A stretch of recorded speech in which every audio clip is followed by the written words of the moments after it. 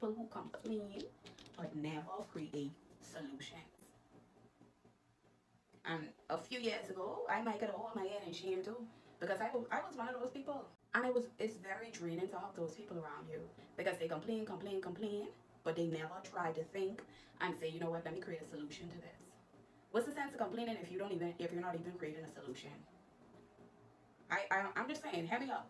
What's the sense of complaining if you have no solution for what your complaint is? You just be rambling on, rambling on, rambling on. And when people come to you who always complain, I want you to know how much that drains your spirit. That drains you, because it's one thing to complain, but you still working towards or going forward with stuff and trying to get or whatever it is. But it's the next thing to complain, just to complain. That makes absolutely no sense. I can't do that. I need to know that, hey, this is what I have to do, because I only get 24 hours in a day. 8 hours I gotta go to work. 8 hours I gotta go to work. I need to sleep at least 7 hours, or I ain't gonna be the best person I could be when I get up the next day. I gotta spend time with my daughter. You never know how important time is until you plan what you have to do and you see that how much time this takes up, and you realize that you don't have time for unnecessary things that are gonna throw off your day. Because you love some things when you don't plan your day. You love everybody. If someone calls you and say, hey, you can do this for me, you ain't got no plans for the day. So you'd be like, yeah. See, but if you had plans, you could tell them, no, girl, I gotta go to this place right now, so I can't even do that. Even if it was your plan to sleep, that's a plan, to sleep. Because if I schedule to sleep, I learn to sleep. You know what I mean? And planning my week and day became very effective, because now I know what I have to do, and that's planning is very important in personal development. So one personal development book that I always speak about, and I've read this book for about probably 3 or 4 times, because every time I read it, I gain more information from it. I study it and I learn more information as I continue to go. And another thing with reading personal development books, do not just read. If you're going to just read and gain knowledge, it serves you no use. You're going to have to read, gain the knowledge, and put it to use, execute. So this book is Think and Grow Rich by Napoleon Hill. Another thing that you're going to have to do to change your mind is you're going to have to write out what you want. What do you want out of life? What do you want to do? How much money you need? What is it? And don't get me wrong, pursuing and becoming your best self, the money is going to come. The money is going to come. You're not only in it for the money, but you're also in it to develop the person that you need to become to be able to obtain that kind of money that you may want. So you're going to also write down what you want. Write down the amount of money you want. Write down why you're doing it. Why are you doing whatever it is that you're going to do? You owe your kids. You owe your kids the best version, mother or dad. You owe your kids the best version of you. To see you happy, to see you healed. You do not want your kids to experience so many difficulties during childhood, and then when they become adults, they still deal with those issues. Thirdly, you owe it to the people who you're going to impact, the lives that you're impacting. You know, sometimes people are never going to say that you impacted them. Some don't say and some do say, and that's okay. You don't have to feel no way about that.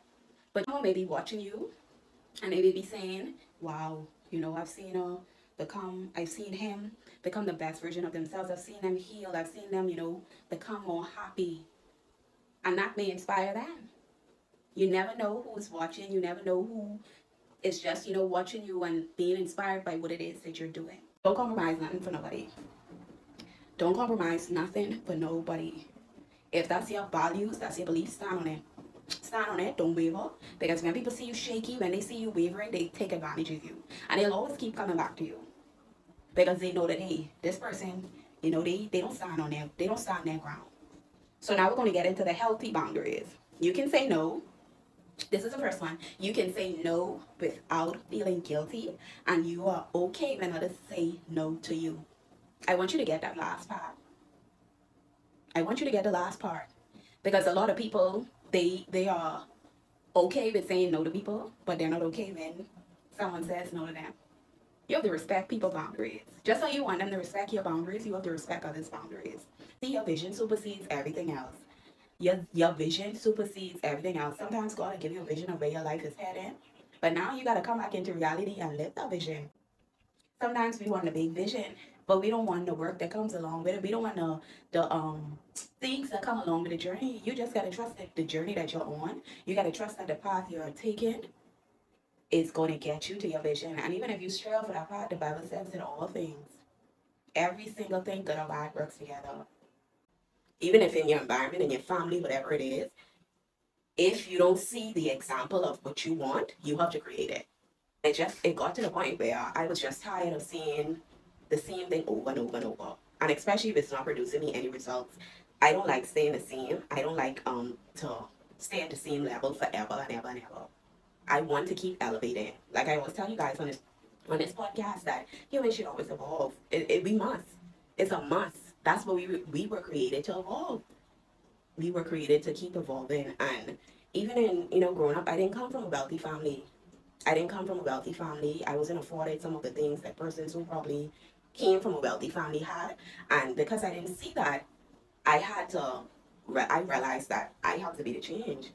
I don't want the same things for my daughter that I don't want my daughter not to have the same opportunities that wealthy families had that I didn't have growing up. So now I have to make a change. I commit to constantly making sure that I am checking in with myself, making sure that I'm not staying in one position over and over and repeating the same mistakes over and over and over. Because everything that you've learned right now, at this point in your life, has gotten you to where you are right now.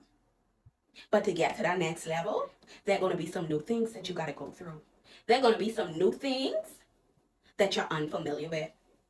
And those are the things that are going to help you in the next level. Not saying that what you've learned already to get you to this level is not good. However,